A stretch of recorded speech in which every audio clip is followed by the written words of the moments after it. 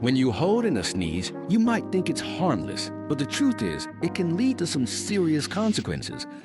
Sneezes can blast out air at nearly 160 kilometers per hour. So, when you suppress that urge, all that pressure has to escape somehow. It can burst blood vessels in your brain, injure your throat, or even cause damage to your eyes.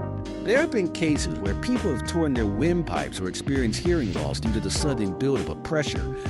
Take, for instance, a 34-year-old man in the UK who ended up in the hospital with a ruptured throat after holding in a sneeze. While most of the time nothing severe happens, it's just not worth the risk. So when you feel that tickle in your nose, remember, better out than in.